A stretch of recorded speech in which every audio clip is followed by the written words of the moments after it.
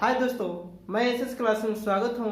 आज आप लोग के लिए केमिस्ट्री का बहुत इंपॉर्टेंट, बहुत महत्वपूर्ण चैप्टर लेकर आए हूं, जिस चैप्टर का नाम है अम्ल, एसिड, भस्म, बेस तथा लवण, साल्ट। तो ये चैप्टर बहुत बहुत इंपॉर्टेंट है केमिस्ट्री की दृष्टि से और साइंस की दृष्टि से। दोस्तों, रेलवे, एनटीपीसी या ग्रुप डी या एसएससी या बीपीएससी या किसी एग्जाम के लिए जा रहे हैं तो आपको साइंस में केमिस्ट्री से इस चैप्टर से क्वेश्चन देखने को मिलता है। तो दोस्तों, आते हैं इस टॉपिक पर, देखते हैं। अगर दोस्तों इस चैनल पर आप लोग पहली बार देख रहे हैं तो प्लीज आप सभी लोग मेरे चैनल को सब्सक्राइब करके बेल आइकन का बटन दबाएं और आप सब क्योंकि सबसे पहले आपके पास कोई भी वीडियो अपलोड होगा तो नोटिफिकेशन पहुंच जाए। तो दोस्तों, आते हैं टॉपिक पर। वीडियो को शुरू से अंत तक देखिएगा, एकदम दोस्तों पूरी तरह से आसानी तरीके से समझ में आएगा और इसकी गारंटी मेरी है।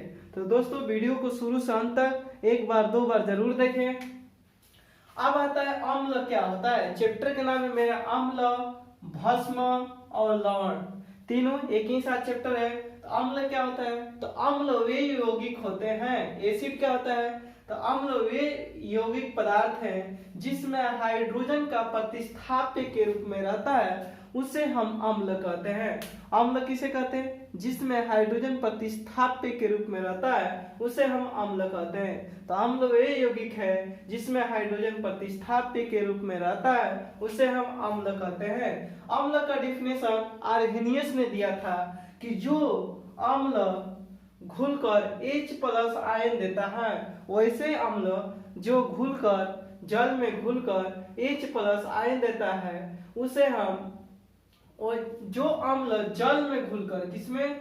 जल में घुलकर H+ आयन देता है उसे हम अम्ल कहते हैं। किसने कहा था? आर्हेनियस ने परिभाषा दिया था कि वैसे अम्ल जो जल में घुलकर H+ आयन देता है उसे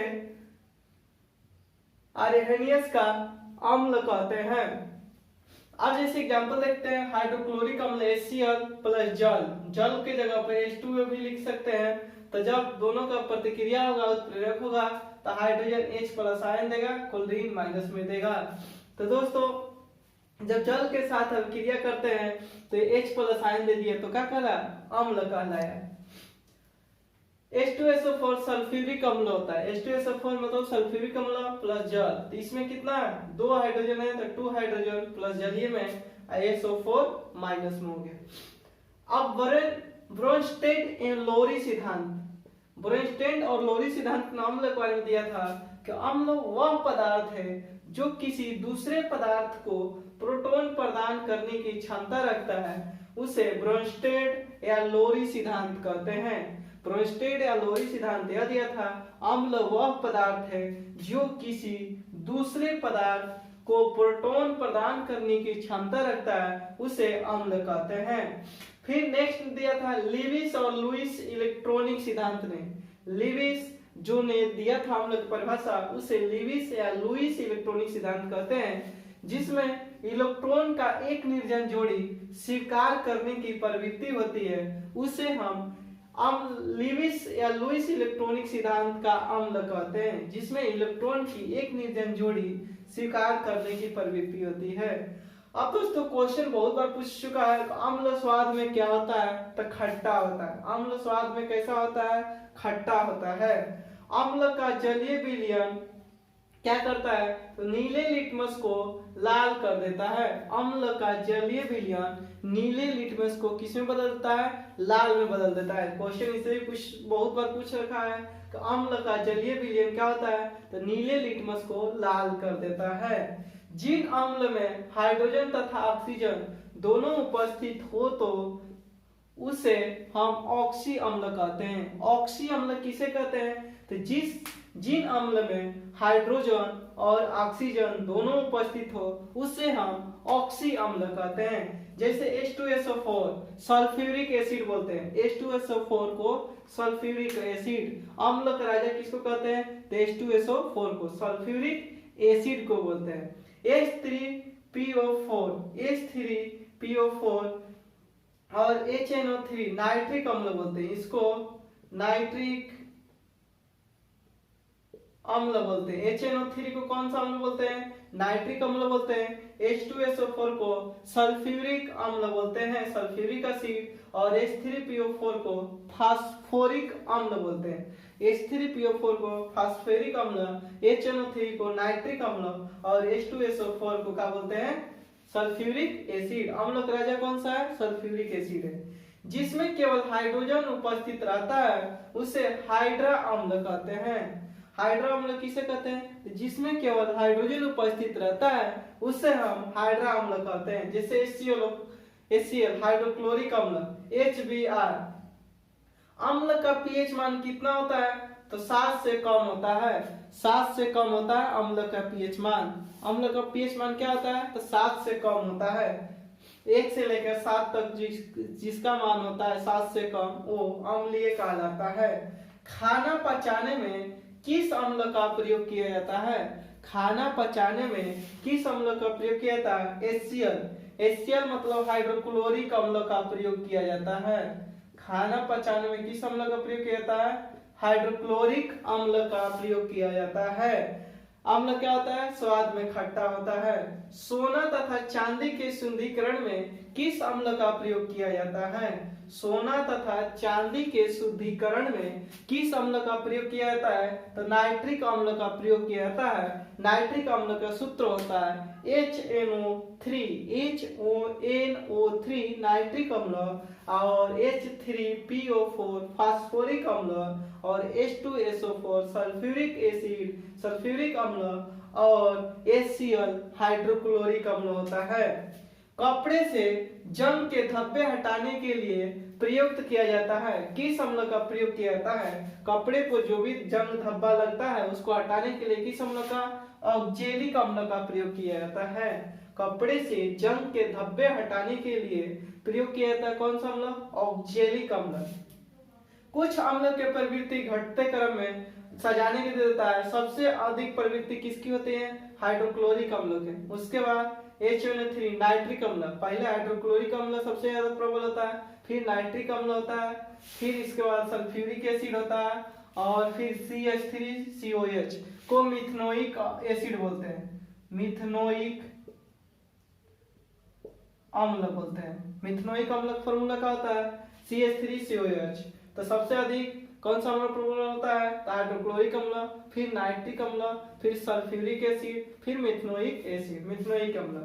अम्ल राज क्या होता है? तो जब 3:1 के अनुपात में सांद्र हाइड्रोक्लोरिक अम्ल और नाइट्रिक अम्ल, हाइड्रोक्लोरिक अम्ल और नाइट्रिक अम्ल का मिश्रण 3:1 के अनुपात में होता है, उससे हम अम्ल राज कहते हैं।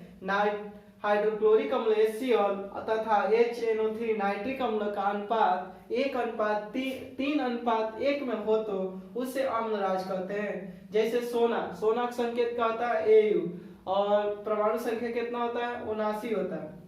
प्लेटिनम Pt को गलाने में समर्थ होता है। सोना तथा प्लेटिनम को गलाने में कौन सा समर्थ होता है? अम्ल राज होता है। कुछ प्राकृतिक अम्ल होते हैं, देखते हैं कि किसमें कौन सा अम्ल पाया जाता है। सिरका या विनेगर, कहीं पर सिरका लिखा रहेगा, इंग्लिश में विनेगर, तो वहां पर सिरका की जगह विनेगर भी डाल देगा, तो कंफ्यूज नहीं होना है। सिरका और विनेगर में कौन सा अम्ल होता है? एस्टिक अम्ल होता है। सिरका और विनेगर में कौन सा अम्ल होता है? एस्टिक अम्ल होता है। संतरा में कौन सा अम्ल होता है? सिट्रिक अम्ल होता है। संतरा में कौन सा अम्ल पाया जाता है? सिट्रिक अम्ल या साइट्रिक अम्ल? संतरे में कौन सा अम्ल? सिट्रिक अम्ल या साइट्रिक अम्ल। इमली में कौन सा अम्ल पाया जाता है? टार्टेरिक अम्ल। इमली में कौन सा अम्ल पाया जाता है? टार्टेरिक अम्ल। टमाटर में कौन सा अम्ल पाया जाता है? ऑक्जेलिक अम्ल। टमाटर में कौन सा अम्ल पाया जाता है? ऑक्सेलिक या ऑक्जेलिक, इसी तरह लिखा रहता है, दोनों पढ़ते हैं ऑक्जेलिक अम्ल। दही में कौन सा अम्ल पाया जाता है? लैक्टिक अम्ल। दही में कौन सा अम्ल पाया जाता है? लैक्टिक अम्ल। दूध किसके कारण खट्टा होता है? तो लैक्टिक अम्ल के कारण। खट्टा दूध में कौन सा अम्ल पाया जाता है? तो लैक्टिक अम्ल। दही में कौन सा अम्ल? लैक्टिक अम्ल। खट्टा दूध में कौन सा अम्ल? लैक्टिक अम्ल। इमली में कौन सा अम्ल पाया जाता है? टार्टेरिक अम्ल। टमाटर में कौन सा अम्ल? ऑक्जेलिक अम्ल। संतरा में कौन सा अम्ल पाया जाता है? सिट्रिक या साइट्रिक अम्ल। सिरका या विनेगर में कौन सा अम्ल पाया जाता है? एस्टिक अम्ल। नींबू में कौन सा अम्ल पाया जाता है? सिट्रिक अम्ल। नींबू में कौन सा? सिट्रिक अम्ल। चींटी का डंक में कौन सा अम्ल पाया जाता है? मिथनोइक अम्ल। और आईपीएसी के नाम में फॉर्मिक अम्ल बोलते हैं। आईपीए नाम पूछेगा तो फॉर्मिक अम्ल नहीं तो मिथनोइक अम्ल दिया रहेगा चींटी का डंक में। बिच्छू के डंक में कौन सा अम्ल पाया जाता है? मिथनोइक अम्ल या फॉर्मिक अम्ल। बिच्छू के डंक में कौन सा? मिथनोइक अम्ल या फॉर्मिक अम्ल। और चींटी के डंक में मिथनोइक अम्ल या फॉर्मिक अम्ल। अचार में कौन सा अम्ल पाया जाता है? एस्टिक अम्ल। अचार में कौन सा अम्ल पाया जाता है? एस्टिक अम्ल। अंगूर में कौन सा अम्ल पाया जाता है? टार्टेरिक अम्ल। अंगूर में कौन सा अम्ल पाया जाता है? टार्टेरिक अम्ल पाया जाता है। सेब में कौन सा अम्ल पाया जाता है? मौलिक अम्ल।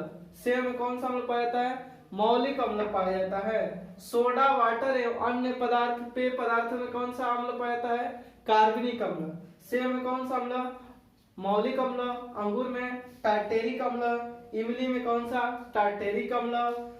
सोडा, वाटर एवं अन्य पेय पदार्थ में कौन सा अम्ल? कार्बनिक अम्ल पाया जाता है। चाय में कौन सा अम्ल पाया जाता है? टैनिक अम्ल पाया जाता है। चाय में कौन सा अम्ल पूछेगा दोस्तों? तो टैनिक अम्ल। विटामिन सी में कौन सा अम्ल पाया जाता है? एस्कॉर्बिक अम्ल। आंवला में पूछेगा कौन सा अम्ल पाया जाता है? तो एस्कॉर्बिक अम्ल पाया जाता है। कौन सा अम्ल? एस्कॉर्बिक अम्ल आंवला में भी पाया जाता है। और आंवला में कौन सा विटामिन पाया जाता है? Vitamin C. विटामिन सी में कौन सा अम्ल पाया जाता है? एस्कॉर्बिक अम्ल। चाय में कौन सा अम्ल? टैनिक अम्ल। अम्ल पित्त में कौन सा अम्ल पाया जाता है? हाइड्रोक्लोरिक अम्ल। अम्ल पित्त में कौन सा अम्ल पाया जाता है? हाइड्रोक्लोरिक अम्ल। खट्टे फल में कौन सा अम्ल पाया जाता है? साइट्रिक अम्ल। खट्टे फल में कौन सा अम्ल? साइट्रिक अम्ल। घास में कौन सा अम्ल पाया जाता है? बेंजोइक अम्ल। पत्ते में कौन सा पाया जाता है अम्ल? बेंजोइक अम्ल। घास में बेंजोइक अम्ल। मूत्र में कौन सा अम्ल पाया जाता है? बेंजोइक अम्ल। सारेल का वृक्ष में कौन सा अम्ल पाया जाता है? ऑक्जेलिक अम्ल। सारेल के वृक्ष में कौन सा अम्ल पाया जाता है? ऑक्जेलिक अम्ल। फलों के रस में कौन सा अम्ल पाया जाता है? एस्टिक अम्ल। फलों के रस में कौन सा अम्ल पाया जाता है? एस्टिक अम्ल। गेहूं में कौन सा अम्ल पाया जाता है? ग्लूटेमिक अम्ल। गेहूं में कौन सा अम्ल? ग्लूटेमिक अम्ल।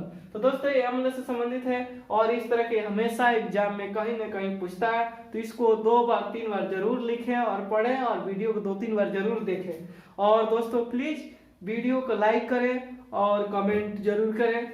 अब आते हैं भस्म। भस्म क्या होता है? तो ऐसा यौगिक, भस्म मतलब बेस, ऐसा यौगिक जो अम्ल से प्रतिक्रिया कर लवण तथा जल का निर्माण करता है उसे भस्म कहलाता है। भस्म किसे कहते हैं? ऐसा यौगिक जो अम्ल से प्रतिक्रिया कर लवण तथा जल देता है भस्म कहलाता है। भस्म आर्हेनियस के अनुसार, आर्हेनियस ने परिभाषा दिया था भस्म का कि जो जल में घुलकर हाइड्रोक्साइड आयन OH- देता है उसे हम भस्म कहते हैं। किसके अनुसार? आर्हेनियस के अनुसार। जो जल में घुलकर हाइड्रोक्साइड आयन OH- देता है उसे भस्म कहते हैं। जैसे सोडियम हाइड्रोक्साइड क्या है? भस्म है। पोटेशियम हाइड्रोक्साइड KOH, के मतलब पोटेशियम, OH मतलब हाइड्रोक्साइड, और Na मतलब सोडियम, OH मतलब hydroxide, sodium hydroxide. NH4OH ammonium hydroxide इसको पढ़ते हैं, अमोनियम हाइड्रोक्साइड। OH मतलब होता है हाइड्रोक्साइड। तो सोडियम हाइड्रोक्साइड को जब जल में प्रतिक्रिया करेंगे तो सोडियम प्लस में देगा, OH माइनस में आया तो OH माइनस आयन देगा, उससे क्या कहते हैं? भस्म। किसने कहा था? आर्हेनियस ने कहा था। भस्म या क्षार स्वाद में क्या होता है? तीखा या कड़वा होता है। भस्म या क्षार स्वाद में क्या होता है? तीखा या कड़वा होता है। क्षार छूने में साबुन के जैसा चिकना होता है। क्षार छूने में कैसा होता है? तो चिकना होता है। प्रबल क्षार विद्युत का सुचालक होता है। प्रबल क्षार क्या होता है? विद्युत का सुचालक होता है। अम्ल से प्रतिक्रिया कर लवण एवं जल देता है उसे हम भस्म कहते हैं। भस्म या क्षार का पीएच मान 7 से अधिक होता है। भस्म या क्षार का पीएच मान 7 से अधिक होता है। जिसका पीएच मान 7 होगा वो उदासीन होता है। क्या चीज होता है? उदासीन। जिसका पीएच मान 7 होगा उदासीन, 7 से कम होगा तो अम्लीय, 7 से अधिक होगा तो क्षारीय या भस्म। भस्म या क्षार लाल लिटमस को नीला कर देता है, जबकि अम्ल नीले लिटमस को लाल कर देता है, जबकि भस्म या क्षार लाल लिटमस को नीला तथा मिथाइल ऑरेंज को पीला कर देता है। भस्म या क्षार लाल लिटमस को नीला कर देता है और मिथाइल ऑरेंज को पीला कर देता है। क्षार फिनोल्फोथलीन को गुलाबी कर देता है। क्षार जो होता है भस्म फिनोल्फोथलीन को गुलाबी कर देता है। भस्म कितने प्रकार के होते हैं? तो दो प्रकार के होते हैं। भस्म कितने प्रकार के? दो प्रकार के होते हैं। एक होता है जल में विलय भस्म और दूसरा जल में अविलय भस्म। क्षार क्या होता है? तो वैसे भस्म जो जल में विलय होते हैं उसे हम क्षार कहते हैं। वैसे भस्म जो जल में विलय होता है उसे हम क्षार कहते हैं, अल्कली बोलते हैं। जैसे सोडियम हाइड्रोक्साइड क्षार हो गया, potassium hydroxide, calcium hydroxide COH और अमोनियम हाइड्रोक्साइड। सभी क्षार भस्म या क्षारक होते हैं। सभी क्षार भस्म या क्षारक होते हैं, लेकिन सभी भस्म क्षार नहीं होते हैं। पूछता है कि सभी क्षार भस्म होते हैं, तो हाँ, लेकिन सभी भस्म क्षार नहीं होते हैं। जल में अविलय भस्म क्या होता है? तो अम्ल के साथ प्रतिक्रिया कर लवण तथा जल बनाते हैं, उसे जल में विलय भस्म कहते हैं। जैसे zinc oxide ZON, calcium hydroxide CaOH2 को दूधिया चूना भी बोलते हैं। कैल्शियम हाइड्रोक्साइड को दूधिया चूना बोलते हैं। आयरन ऑक्साइड F2O2, तो F2O3, ये सब का होता है कि जल में अविलय भस्म है। जल में अविलय भस्म है। भस्म और क्षारों के उपयोग। भस्म और क्षारों का उपयोग, जिसे भस्म हो गया क्षार कैल्शियम हाइड्रोक्साइड। कैल्शियम हाइड्रोक्साइड के सूत्र का होता है CaOH2। CaOH2। इसका उपयोग घरों में चूना पोतने में किसका उपयोग करते हैं? कैल्शियम हाइड्रोक्साइड का। घरों पे चूना पोतने में। गारा में प्लास्टर बनाने में किसका उपयोग करते हैं? Calcium hydroxide. गारा में प्लास्टर बनाने में कैल्शियम हाइड्रोक्साइड का उपयोग करते हैं। घरों में चूना पोतने में कैल्शियम हाइड्रोक्साइड। ब्लीचिंग पाउडर बनाने में किसका उपयोग करते हैं? कैल्शियम हाइड्रोक्साइड का। चमड़ा के ऊपर का बाल साफ करने में किसका उपयोग करते हैं? तो कैल्शियम हाइड्रोक्साइड का। चमड़े के ऊपर के बाल साफ करने में कैल्शियम हाइड्रोक्साइड का। जल को मृदु बनाने में किसका उपयोग करते हैं? कैल्शियम हाइड्रोक्साइड को। अम्ल के जलन पर मरहम पट्टी करने में किसका उपयोग करते हैं? Calcium hydroxide. अम्ल से जलन पर मरहम पट्टी करने में किसका उपयोग करते हैं? Calcium hydroxide. कास्टिक सोडा या सोडियम हाइड्रोक्साइड। सोडियम हाइड्रोक्साइड को कास्टिक सोडा के नाम से भी जाना जाता है, NaOH। कास्टिक सोडा का रासायनिक सूत्र पूछेगा NaOH, या सोडियम हाइड्रोक्साइड का रासायनिक सूत्र NaOH। सोडियम हाइड्रोक्साइड को किस नाम से जानते हैं? कास्टिक सोडा के नाम से जानते हैं। कास्टिक सोडा या सोडियम हाइड्रोक्साइड का उपयोग साबुन बनाने में करते हैं। किसका उपयोग साबुन बनाने में? कास्टिक सोडा या सोडियम हाइड्रोक्साइड का। पेट्रोलियम साफ करने में कास्टिक सोडा का उपयोग करते हैं, और दवा बनाने में कास्टिक सोडा। साबुन बनाने में कास्टिक सोडा, पेट्रोलियम को साफ करने में कास्टिक सोडा, दवा बनाने में कास्टिक सोडा का उपयोग करते हैं। कपड़ा एवं कागज बनाने में किसका उपयोग करते हैं? सोडियम हाइड्रोक्साइड या कास्टिक सोडा को। कारखानों को साफ करने में किसका उपयोग करते हैं? कास्टिक सोडा को। यानी कास्टिक सोडा का उपयोग कहाँ पर? साबुन बनाने में, पेट्रोलियम को साफ करने में, दवा बनाने में, कपड़े एवं कागज बनाने में, कारखानों को साफ करने में।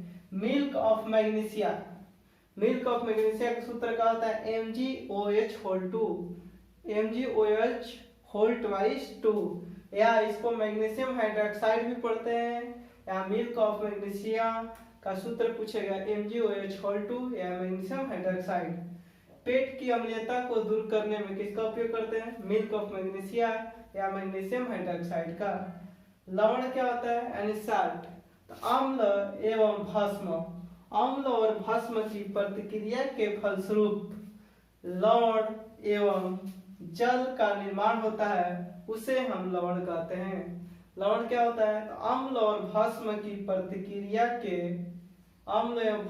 प्रतिक्रिया के फलस्वरूप लवण तथा जल का निर्माण होता है, उसे हम लवण कहते हैं। जैसे भस्म सोडियम हाइड्रोक्साइड NaOH हो गया। सोडियम हाइड्रोक्साइड को कास्टिक सोडा के नाम से जानते हैं, और हाइड्रोक्लोरिक अम्ल हो गया HCl। तो भस्म अम्ल से अब क्रिया कराएंगे तो लवण बनेगा और जल बनेगा।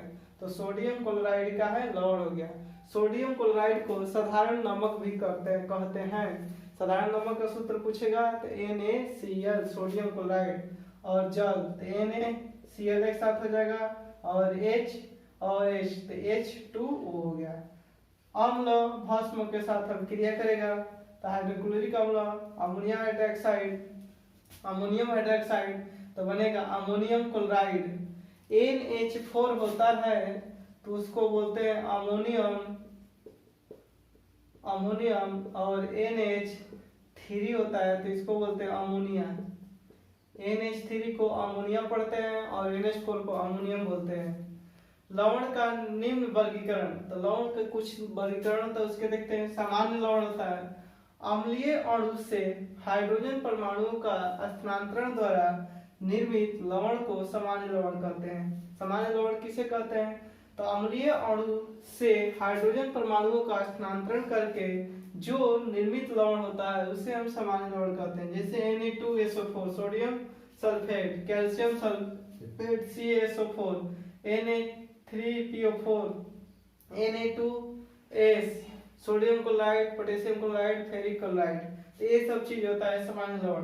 अम्लीय लवण का होता है एक या एक से अधिक हाइड्रोजन का स्थानांतरण होता है उसे हम अम्लीय लवण कहते हैं।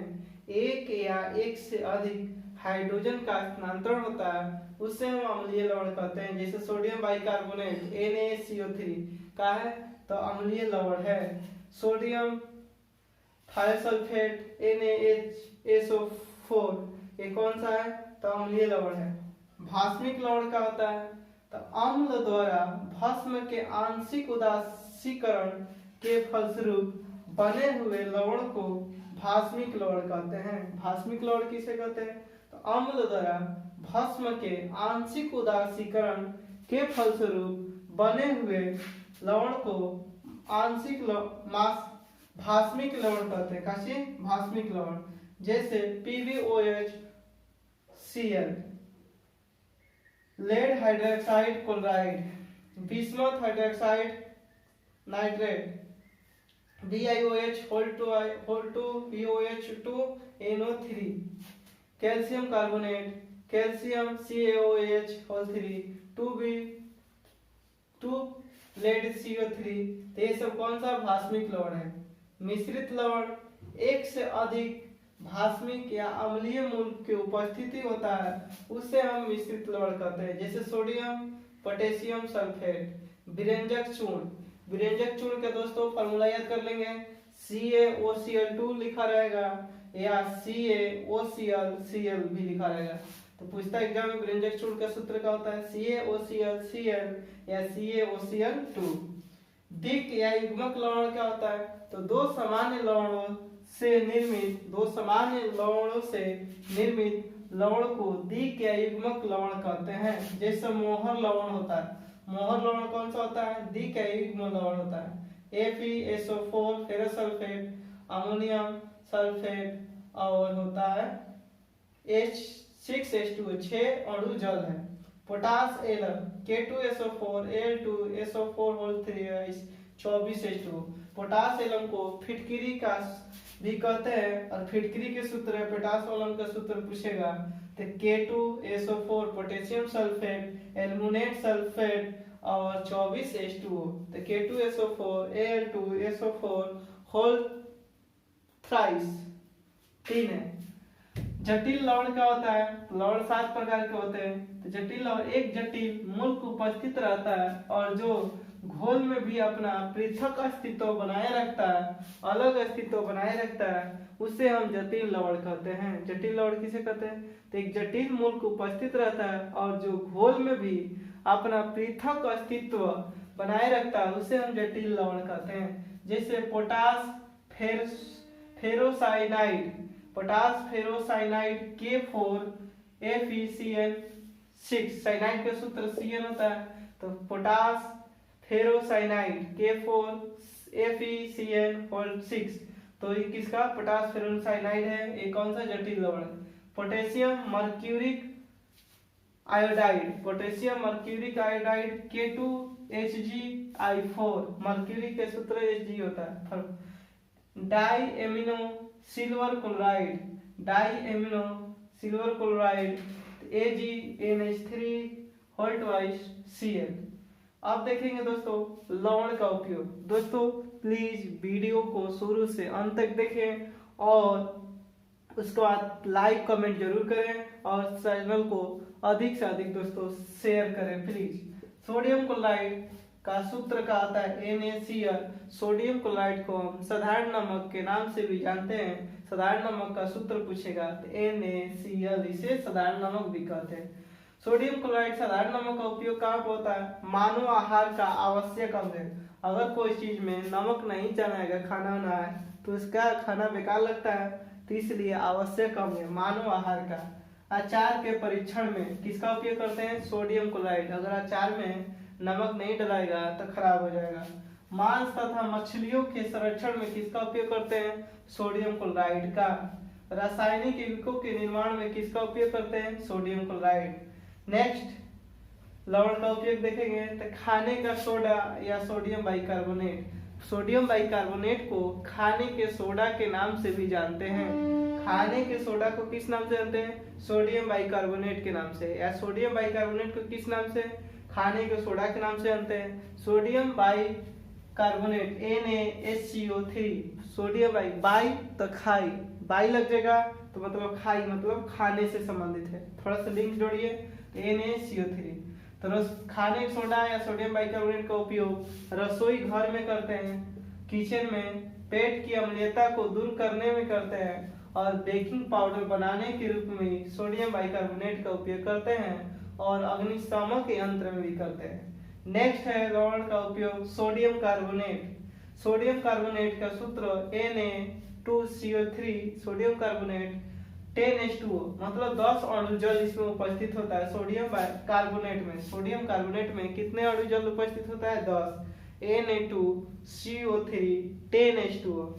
सोडियम कार्बोनेट को धोवन सोडा या धोवन सोडा के नाम से भी जानते हैं। धोवन सोडा का रासायनिक सूत्र क्या होगा? तो Na2CO3 10H2O या सोडियम कार्बोनेट को धोवन सोडा के नाम से भी जानते हैं। धोवन सोडा का उपयोग कपड़ा धोने में करते हैं, कास्टिक सोडा के निर्माण में करते हैं और कांच निर्माण में करते हैं। अब आता है कास्टिक सोडा क्या होता है? तो सोडियम हाइड्रोक्साइड को ही कास्टिक सोडा के नाम से जानते हैं। कास्टिक सोडा का रासायनिक सूत्र NaOH होता है और इसका उपयोग अपमार्जक का चूर्ण बनाने में करते हैं। अपमार्जक का चूर्ण बनाने में किसका उपयोग करते हैं? तो सोडियम हाइड्रोक्साइड का। पोटेशियम नाइट्रेट, पोटेशियम नाइट्रेट का रासायनिक सूत्र KNO3 होता है। पोटेशियम नाइट्रेट का रासायनिक सूत्र KNO3। गन पाउडर बनाने में पोटेशियम नाइट्रेट का उपयोग करते हैं। आतिशबाजी बनाने में किसका उपयोग करते हैं? पोटेशियम नाइट्रेट का। और उर्वरक के रूप में किसका उपयोग करते हैं? पोटेशियम नाइट्रेट का। Copper sulphate CuSO4 5H2O। Copper sulphate में 5 अणु जल होता है। कॉपर सल्फेट का उपयोग कीटाणुनाशी के रूप में किया जाता है। कीटाणुनाश के रूप में किसका? कॉपर सल्फेट का। विद्युत लेपन में किसका उपयोग किया जाता है? कॉपर सल्फेट का। नेक्स्ट आता है पोटास एलम। इका है लवण है, तो पोटास एलम का सूत्र पूछेगा K2SO4 potassium sulphate aluminium sulphate 24H2O। इसमें क्या होता है? 24 जल होता है, या इसे फिटकिरी भी कहते हैं। पोटास एलम को क्या कहते हैं? फिटकिरी। फिटकिरी का फॉर्मूला पूछेगा K2SO4 Al2SO4 होल 3 और 24H2O होता है। इसका उपयोग जल के शुद्धिकरण में करते हैं। पोटास एलम का उपयोग किसके रूप में? फिटकिरी का जल के शुद्धिकरण के रूप में। औषधि निर्माण में भी करते हैं। शरीर के अगर किसी अंग के थोड़ा कट जाने पर खून को बहना रोक देता है, फिटकिरी इस पर लगा देते हैं कोई भी भाग में, तो खून को बहने से रोक देता है। कौन सा? फिटकिरी। फिटकिरी बुका हुआ लगा देगा, दाढ़ी बनाते हैं तो देखते हैं कहीं कटा रहता है, तो उसको हम लोग क्या करते हैं? रोकते हैं। तो उससे बचने के लिए क्या करता है? फिटकिरी खून को रोक देता है। PH scale. पीएच स्केल या मापक्रम या मूल्य, पीएच स्केल बोलते हैं या कोई पीएच मापक्रम या पीएच मूल्य, तो किसी विलयन की अम्लीयता या क्षारीयता को व्यक्त करने के लिए हमें एक स्केल की जरूरत पड़ती है। उसे हम पीएच स्केल या पीएच मापक्रम या पीएच मूल्य कहते हैं। किसी भी विलयन की अम्लीयता या क्षारीयता को व्यक्त करने के लिए पीएच स्केल का उपयोग करते हैं। पीएच बराबर का होता है log 1/H प्लस आयन, या पीएच बराबर -log H प्लस क्वेश्चन बंद। पीएच का मान 0 से 14 के बीच में होता है। पीएच स्केल होता है जो 0 से 14 के बीच में होता है। जिस विलयन का पीएच मान 7 से कम होता है अम्लीय कहलाता है। जिस विलयन का पीएच मान 7 से कम होता है अम्लीय कहलाता है। जिस विलयन का पीएच मान 7 के बराबर होता है वह उदासीन कहलाता है। जिस विलयन का पीएच मान 7 से अधिक होता है वो क्षारीय या भस्म कहलाता है। पीएच स्केल है 0 से लेकर 14 तक। जो 7 होता है वे उदासीन होता है, और 7 से जब 0 की ओर आते हैं तो अम्लीयता बढ़ता है। जब 7 से 14 की तरफ जाते हैं तो क्षारीयता बढ़ता है। 7 पाते हैं तो उदासीन, 7 से 0 की ओर जाएंगे तो अम्लीयता बढ़ता है। पीएच स्केल की खोज कब किया गया था? तो 1909 पीएच स्केल का उपयोग कब किया गया था? खोज 1909 में की गई थी। किसके द्वारा? तो सारेंस नामक वैज्ञानिक था या सारेंसन, उसी के द्वारा पीएच स्केल की खोज की गई थी। कब? 1909 में। इसे H प्लस आयन साधारण के निर्धारण के लिए किया गया था। जो पीएच स्केल का प्रयोग किया गया था किसके लिए? तो H प्लस हाइड्रोजन का जो आयन है उसकी सांद्रता के लिए किया गया था। किसी भी विलयन का पीएच, किसी विलयन की अम्लीयता शक्ति उसमें उपस्थित H प्लस आयन पर निर्भर करती है। हाइड्रोजन के जो आयन होता है उस पर निर्भर करता है किसी भी विलयन की अम्लीयता शक्ति। मनुष्य और पशुओं का पीएच मान 7 से 7.8 पीएच परास के बीच होता है। मनुष्य और पशुओं के बीच का पीएच मान 7 से 7.8 पीएच परास के बीच होता है। अम्ल वर्षा का होता है, वर्षा के जल के पीएच मान 5.6 से कम हो जाती है, उससे अम्ल वर्षा कहते हैं। अम्ल वर्षा कहते हैं। तो अम्ल वर्षा का पीएच मान कितना होता है? 5.6 होता है। पीएच परिवर्तन के कारण दंत क्षय होता है। क्या होता है? दंत में क्षय होता है। दंत का इनेमेल बना होता है किसका? कैल्शियम फास्फेट का। दांत का जो इनेमेल होता है किस चीज का बना होता है? कैल्शियम फास्फेट का। शरीर का सबसे कठोर पदार्थ कौन सा है? दांत का इनेमेल, दांत या इनेमेल। मुंह का पीएच मान 5.5 से कम हो जाता है तो दांत का क्षय प्रारंभ हो जाता है। तो मुंह का पीएच मान कितना होता है? 5.5। पीएच मान देखेंगे। नींबू का पीएच मान कितना होता है? 2.2 से 2.4 होता है नींबू का पीएच मान। सिरका का पीएच मान 2.4 से 3.4 के बीच में होता है। सिरका का पीएच मान 2.4 से 3.4, नींबू का पीएच मान 2.2 से 2.4 के बीच। शराब का पीएच मान 2.8 से 3.8 के बीच। शराब का पीएच मान 2.8 से 3.8 के बीच। सिरका विनेगर का पीएच मान 2.4 से 3.4। टमाटर जूस का पीएच मान 4 से लेकर 4.4 होता है। टमाटर जूस का पीएच मान 4 से 4.4। बियर का पीएच मान 4 से लेकर 5 के बीच होता है। बियर का पीएच मान 4 से 5 के बीच।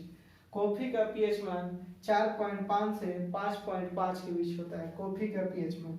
मानव मूत्र का पीएच मान 5.5 से 7.5 होता है। मानव मूत्र का पीएच मान 5.5 से 7.5 होता है। मानव लार का पीएच मान 6.5 से 7.5 होता है। मानव रक्त का पीएच मान 7.3 से 7.5 होता है और फिक्स देता है एग्जाम में 7.4 होता है मानव रक्त का पीएच मान। दूध का पीएच मान कितना होता है? 6.4 होता है। दूध का पीएच मान 6.4 और खून का रक्त का पीएच मान 7.4 होता है। समुद्री जल का पीएच मान 8.4 होता है। समुद्री जल का पीएच मान 8.4। चूना जल का पीएच मान 11 होता है। चूना जल का पीएच मान 11 होता है। शुद्ध जल का पीएच मान कितना होता है? 7 होता है। जल कैसा होता है? उदासीकरण होता है। अम्ल वर्षा का पीएच मान 5.6 होता है। अम्ल पित्त का पीएच मान 1 होता है। अम्ल वर्षा 5.7, 5.6। जल का पीएच मान क्या होता है? 7 होता है। सोडियम क्लोराइड का पीएच मान क्या होता है? साधारण नमक का 7 होता है। साधारण नमक का पीएच मान 7। मछली का पीएच मान कितना होता है? 6.6 से 6.8। मछली का पीएच मान 6.6 से 6.8। शैम्पू का पीएच मान 7 से 10 के बीच में होता है। बेकिंग सोडा का पीएच मान 8.3 होता है। बेकिंग सोडा का पीएच मान सोडियम कार्बोनेट का 8.3 होता है। टूथपेस्ट का पीएच मान लगभग 9 होता है। टूथपेस्ट का पीएच मान लगभग 9 होता है। मैग्नीशिया के दूध का पीएच मान 10.5 होता है। मैग्नीशिया के दूध का पीएच मान 10.5 होता है। अमोनिया का पीएच मान 11 होता है। अमोनिया का पीएच मान कितना होता है? 11। हेयर स्ट्रोकिंग केमिकल्स का पीएच मान 11.5 से 14 होता है। लाइम कैल्शियम हाइड्रोक्साइड का पीएच मान कितना होता है? 12.4 होता है। लाई का पीएच मान कितना होता है? 13 होता है। सोडियम हाइड्रोक्साइड NaOH का पीएच मान कितना होता है? 14 होता है। हाइड्रोक्लोरिक अम्ल का पीएच मान HCl का कितना होता है? 0 होता है। H2SO4 सल्फ्यूरिक एसिड का पीएच मान कितना होता है? 1 होता है। सेव और सोडा का पीएच मान कितना होता है? 3 होता है। सेव और सोडा। अचार का पीएच मान कितना होता है? 3.5 से 3.9 होता है। केले का पीएच मान कितना होता है? 4.5 से 5.2 होता है। रोटी का पीएच मान कितना होता है? 5.3 से 5.8 होता है। लाल मांस का पीएच मान कितना होता है? लाल मांस का पीएच मान 5.4 से 6.2 होता है। चारेदार पनीर का पीएच मान कितना होता है? 5.9 होता है। मक्खन का पीएच मान कितना होता है? 6.1 से 6.4 होता है। शराब पीकर गाड़ी चलाने वाले ड्राइवरों की जांच करने के लिए पुलिस द्वारा प्रयुक्त स्वास्थ्य विश्लेषण अम्ल क्षार किस अभिक्रिया पर कार्य करता है? तो अम्ल क्षार अभिक्रिया के आधार पर कार्य करता है। अगर दोस्तों आप लोग को इस चैप्टर को अच्छे तरीके से समझ में आया होगा तो प्लीज़ वीडियो को लाइक और शेयर अपने दोस्तों के पास अधिक से अधिक करें। और दोस्तों कमेंट में ज़रूर बताएं कि कैसा एसिड, अम्ल और बेस्ट लगा। तब तक के लिए फिर मिलेंगे दोस्तों अगले वीडियो में। धन्यवाद।